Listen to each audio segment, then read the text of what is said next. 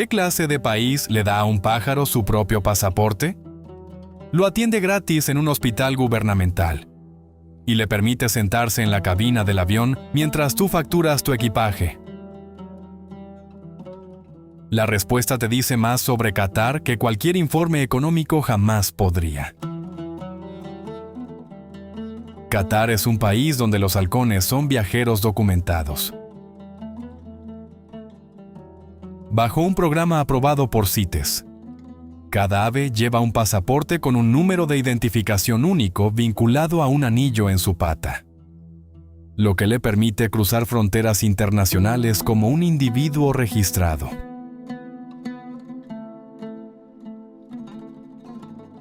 Aquí, un halcón sacre o un halcón peregrino de máxima calidad puede venderse por cientos de miles de dólares.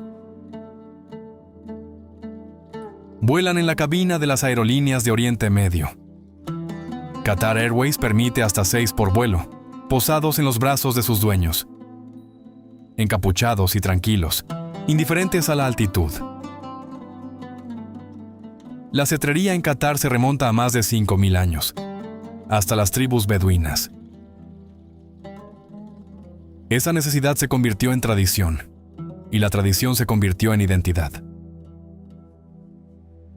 La UNESCO ha reconocido la cetrería como Patrimonio Cultural Inmaterial de la Humanidad.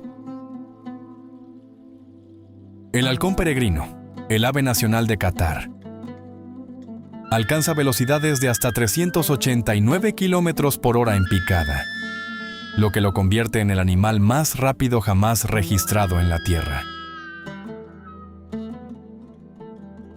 Pero Qatar es más que una historia de amor entre una nación y un pájaro.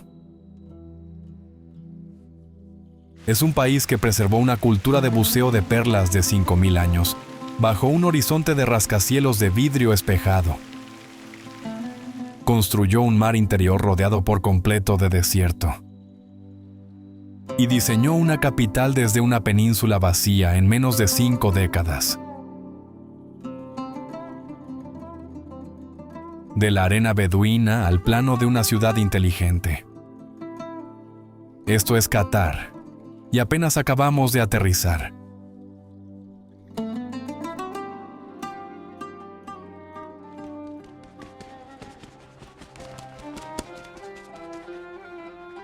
¿Y si un edificio pudiera hacerte olvidar que estabas dentro de uno? En Doha, hay una estructura que hace exactamente eso. Y fue diseñada estudiando el suelo bajo tus pies, no el horizonte sobre él. El Museo Nacional de Qatar. Diseñado por el arquitecto Jean Nouvel, ganador del premio Pritzker, e inaugurado. En marzo de 2019, toma toda su forma de la rosa del desierto. Una formación cristalina natural que se encuentra bajo la arena de Qatar, donde el yeso y los granos de arena se unen a lo largo de milenios en grupos con forma de pétalos. Nouvel tradujo esto en 539 discos de hormigón entrelazados. de entre 14 y 87 metros de diámetro, cada uno inclinado de manera distinta para dar sombra al edificio y desviar el calor del desierto. El resultado es una estructura de 350 metros de largo sin una sola pared convencional. Cada superficie es curva. Cada sala es distinta de la anterior. En su centro se encuentra el palacio restaurado del jeque Abdullah bin Jassim Al Thani. Construido a comienzos del siglo XX con piedra de coral, yeso y madera de palma. La sede original de la familia gobernante de Qatar. La nueva estructura crece hacia afuera desde él como pétalos desde un tallo, encerrando el antiguo palacio sin alterarlo. En el interior, a 11 galerías siguen un recorrido de 1,5 kilómetros por toda la historia de Qatar. Desde la formación geológica de la península hace millones de años, pasando por la era del buceo de perlas, hasta el descubrimiento del petróleo que transformó el país en una sola generación. Jean Nouvel describió la Rosa del Desierto como la primera estructura arquitectónica que la propia naturaleza crea. En Doha, él construyó su equivalente humano.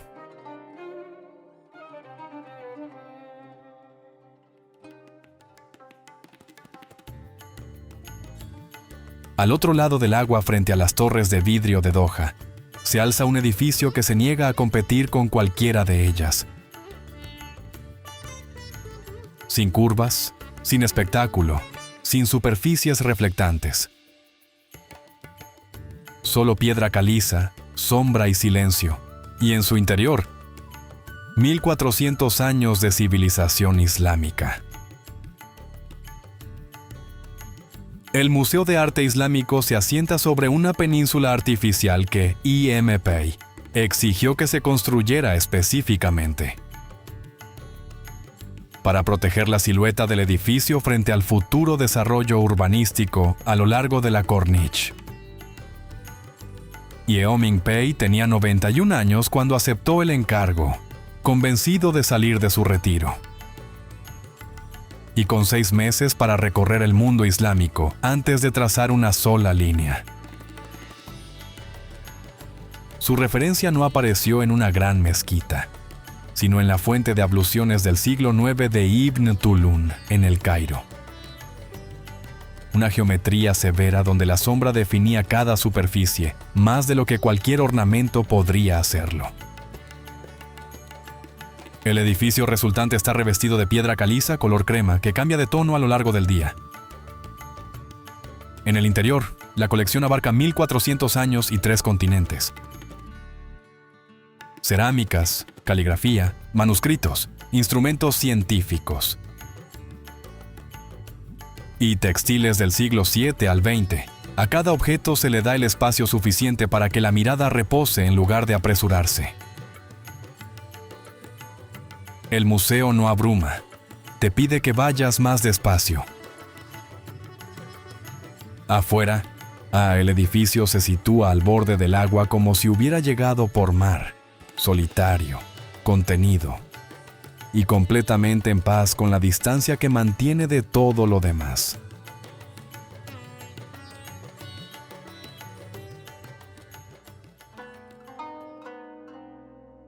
«7 kilómetros es todo lo que hace falta para recorrer a pie toda la historia de Doha. La Corniche conecta torres de vidrio y barcos de madera, ambición reflejada.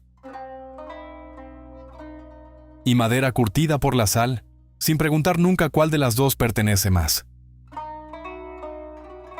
Al oeste, el perfil urbano actúa, torres con forma de antorchas, espirales y fragmentos cristalinos.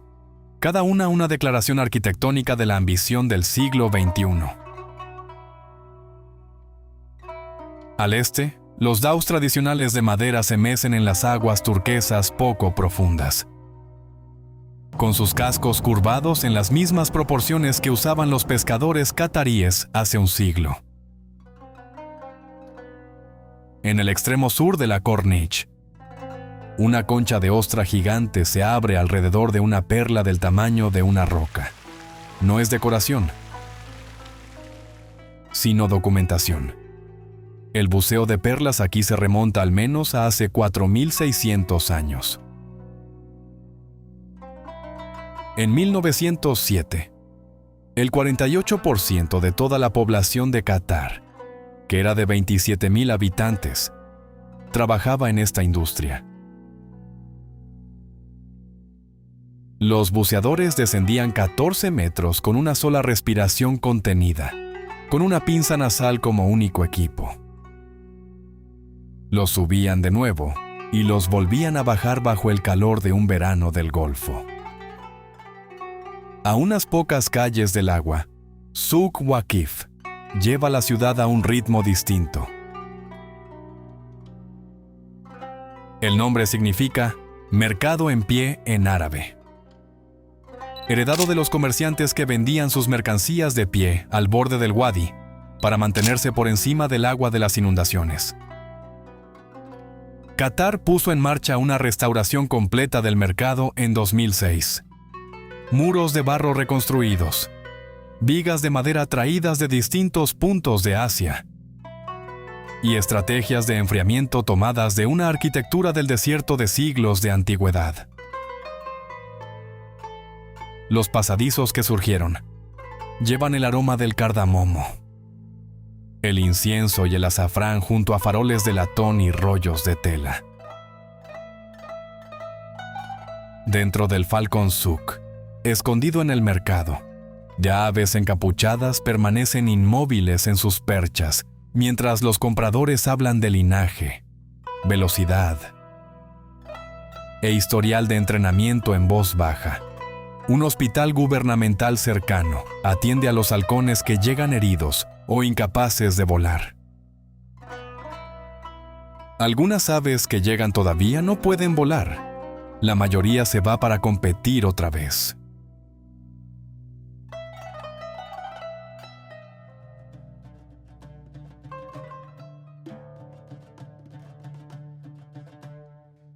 La mayoría de las ruinas anuncian su importancia de inmediato. Al-Zubara no ofrece nada al acercarse. Un fuerte de piedra arenisca al borde del desierto, muros gruesos y estrechas troneras para arqueros. Una estructura construida en 1938 para vigilar una costa que ya llevaba décadas vacía. La historia que guarda es mucho más antigua que sus muros. Debajo y alrededor del fuerte yacen los restos de una de las ciudades perdidas más importantes del Golfo. Fundada a mediados del siglo XVIII por miembros de los Bani Utbah, confederación, que había migrado desde Kuwait en busca de ricos bancos de perlas. Al-Zubara creció hasta convertirse en un importante puerto comercial. Su posición, a medio camino entre el estrecho de Hormuz y el brazo occidental del Golfo Pérsico, la convirtió en un nodo crucial del comercio del Océano Índico. Textiles de la India, perlas del fondo marino y especias de Arabia pasaban por su puerto. En 1811, fuerzas leales al sultán de Mascate atacaron y destruyeron en gran parte la ciudad. A comienzos del siglo XX, fue abandonada por completo. Entonces el desierto hizo lo que hacen los desiertos. La arena arrastrada por el viento cubrió lentamente el tejido urbano, preservando bajo ella casas, mezquitas, calles, dobles murallas defensivas, un puerto y un canal, intactos de una manera en que ninguna ciudad habitada permanece jamás. Desde 2009, arqueólogos de Qatar Museums y de la Universidad de Copenhague han excavado una parte del sitio de 60 hectáreas, pesas de buceo, vasijas de cerámica, herramientas de comerciantes de perlas y balas de cañón han emergido de la arena. En 2013, la UNESCO inscribió al Zubará como Sitio del Patrimonio Mundial, el único de Qatar, reconociendo específicamente que el abandono preservó lo que la ocupación continua habría destruido. Recorre el lugar, y el silencio no es vacío, es un registro.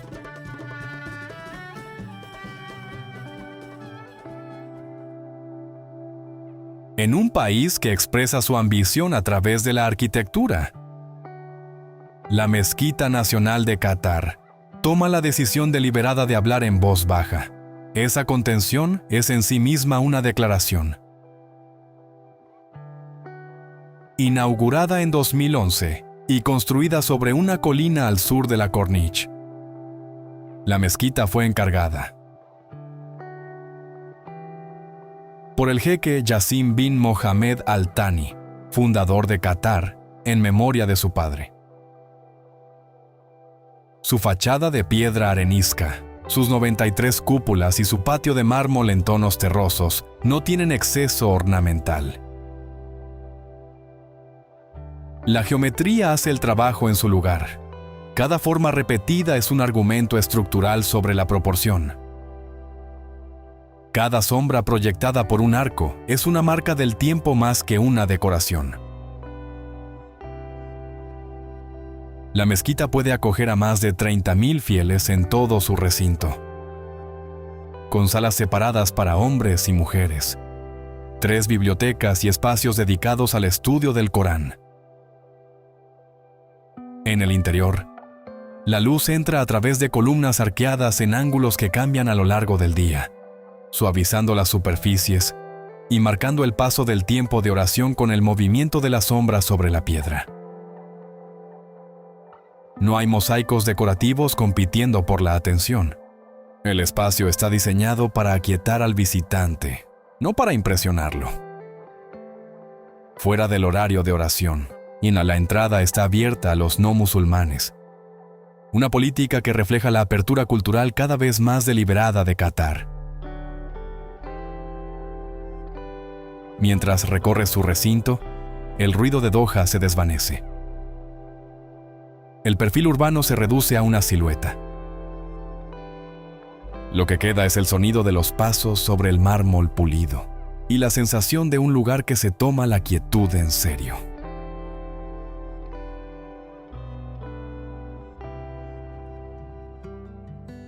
Entre las torres de vidrio de Doha y el mar, existe un tipo distinto de ciudad. Una construida no para las finanzas, sino para el negocio específico y deliberado de que una cultura se encuentre con otra. Qatar Cultural Village abrió en 2010 sobre terreno costero ganado al mar entre West Bay y The Pearl, con el mandato de posicionar a Qatar como un cruce global para el arte, la música y el intercambio. Desde entonces ha acogido festivales internacionales de cine, conciertos de música sufí bajo el cielo abierto, funciones de ópera y recitales tradicionales de oud. Todo dentro del mismo compacto distrito costero. En su centro se alza un anfiteatro de mármol que combina la estructura clásica griega con detalles de arquitectura islámica, con capacidad para 5.000 personas y vistas despejadas del Golfo a un lado y del pueblo al otro. La mezquita Qatara, cercana, ofrece uno de los espacios de oración más visualmente distintivos de Qatar. Y guarda una historia que la mayoría de los visitantes no conoce. Fue diseñada por Zeynep Fadilioglu, una arquitecta turca ampliamente reconocida como la primera mujer en especializarse en el diseño de mezquitas. Su punto de referencia fue el Palacio de Dolmabahce de Estambul. El resultado es una fachada revestida de azulejos turquesa, dorados y morados que beben al mismo tiempo de las tradiciones persa y otomana, con un alminar y una cúpula que combinan motivos de mezquitas de todo el mundo musulmán. A medida que cambia la luz de la tarde, los azulejos vidriados se intensifican de tono, convirtiendo la devoción en algo que además resulta extraordinario de contemplar. Más adentro del pueblo, 5 torres de palomas, estructuras tradicionales que antes se usaban en todo el mundo islámico, para recoger excrementos de aves como fertilizante agrícola. Se alzan como silenciosos monumentos a una ingeniosidad práctica que la mayoría de los visitantes pasa de largo sin reconocer. En Katara Beach, la bahía se encuentra con una franja costera de 1,5 kilómetros, donde la ciudad reduce el ritmo hasta su registro más simple. La ambición de Qatar no siempre llega a escala monumental. A veces es solo esto: una playa que no ha sido urbanizada hasta desaparecer.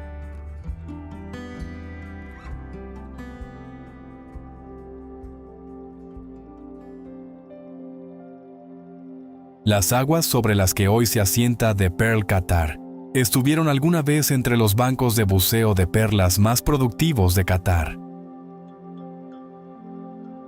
El mismo lecho marino que durante siglos envió a hombres con pesos de piedra atados a los pies hacia la oscuridad. Día tras día. Construir aquí una isla de lujo no fue una coincidencia, fue una elección. Hoy, hogar de más de 52,000 residentes. La isla, vista desde arriba, parece un collar de perlas. Un contorno que conecta deliberadamente el nombre con la geografía que yace debajo. Paseos empedrados serpentean entre boutiques de diseñador y cafés frente al agua. En Canal Cartier, el distrito inspirado en Venecia, edificios de colores pastel con puentes arqueados se reflejan en los canales quietos de abajo.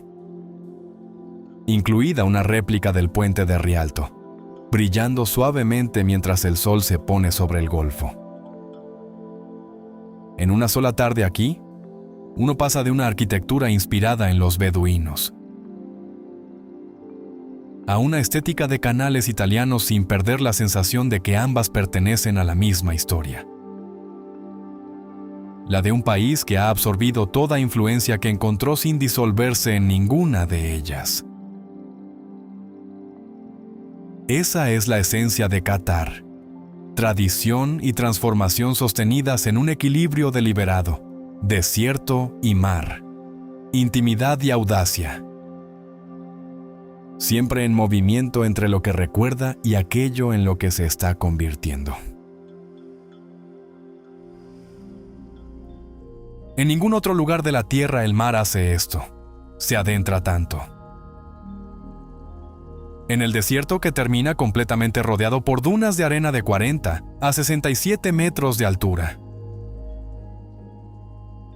Los geógrafos han buscado, no han encontrado otro lugar. Khor al-Hadid, el mar interior, es una ensenada mareal, donde el Golfo Arábigo se extiende hacia el corazón del desierto del sur de Qatar, flanqueado por todos lados por dunas esculpidas por el viento Shamal en curvas perfectas. Qatar lo declaró reserva natural en 2007 y lo ha propuesto para obtener el estatus de Patrimonio Mundial de la UNESCO, reconocido específicamente porque en ningún otro lugar de Oriente Medio, posiblemente en ningún otro lugar de la Tierra, existe esta combinación precisa. Grandes dunas móviles que se encuentran con una costa marina y se derraman activamente en aguas abiertas. Para llegar, no hay carretera. Es obligatorio un vehículo con tracción en las 4 ruedas, con los neumáticos desinflados hasta aproximadamente 18 libras por pulgada cuadrada para tener tracción sobre la arena cambiante. El trayecto, crestas, descensos, lomas ciegas, es una experiencia en sí misma antes de llegar al destino. Luego, las dunas se abren y aparece un espejo de agua azul verdosa completamente rodeado de oro. Las tribus beduinas pastoreaban camellos aquí por temporadas hasta tiempos aún recordados. Hoy, el ecosistema alberga dugongos, tortugas marinas, águilas pescadoras, delfines jorobados y comunidades de coral adaptadas a algunas de las temperaturas del agua más altas de la Tierra. Por la noche, sin luz artificial durante kilómetros en ninguna dirección, el cielo se llena de estrellas con una densidad suficiente para desorientar. Es uno de los pocos lugares de Qatar, de cualquier país, donde el mundo natural sigue funcionando enteramente bajo sus propias reglas.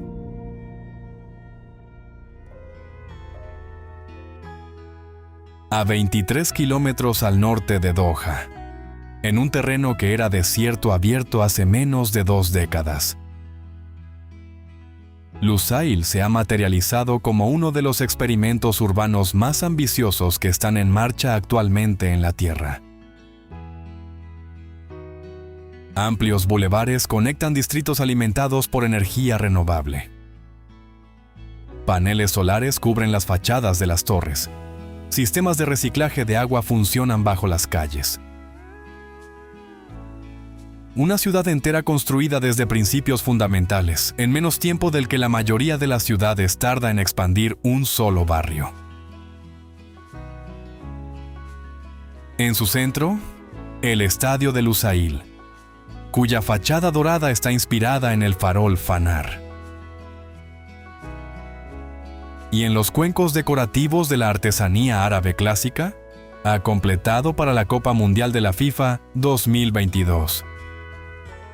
Albergó a 88.966 personas durante la final del torneo, vista por 1.500 millones de espectadores en todo el mundo.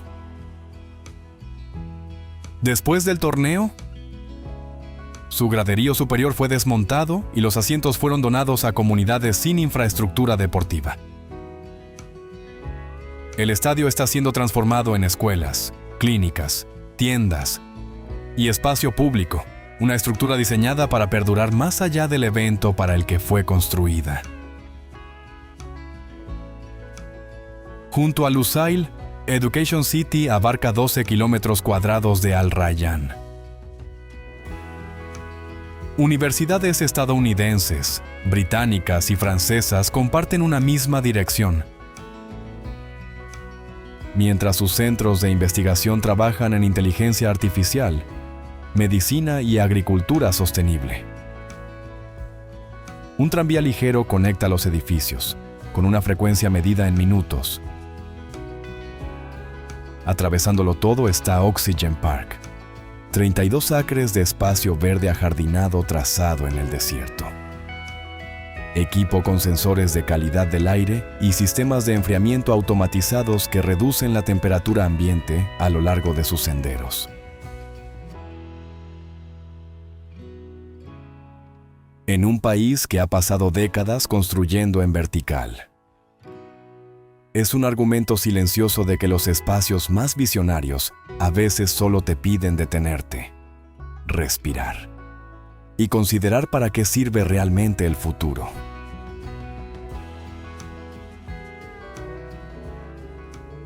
Mientras te alejas de las torres reflectantes de Lusail y vuelves hacia la Corniche, donde esculturas de perlas miran a un horizonte urbano que no existía hace 30 años. Una cosa queda clara: Qatar no está tratando de escapar de su pasado. Está tratando de llevarlo hacia adelante sin perder su forma. Un halcón con pasaporte. Un museo construido con la forma de una flor cristalina del desierto. Un mar interior sin ninguna carretera que conduzca hasta él. Una tradición de buceo de perlas mantenida viva en un mercado reconstruido desde la memoria después de un incendio. Estas no son contradicciones, y son la misma historia contada desde ángulos distintos. Una pequeña península que se negó a ser definida solo por lo que yacía bajo su superficie. Qatar construye con audacia, pero recuerda con cuidado. Y en el espacio entre esos dos impulsos, entre la ambición de Lusail y el silencio de Khor al-Adaid, entre las galerías doradas del Mia y las calles fantasma de Al-Zubara, vive un país que aún está en proceso de convertirse en sí mismo. Algunos viajes terminan en un destino. Este termina con una pregunta. ¿Qué aspecto tiene cuando una nación decide, consciente y deliberadamente, construir su futuro y preservar su alma al mismo tiempo? Ven a Qatar, si la respuesta todavía se está escribiendo.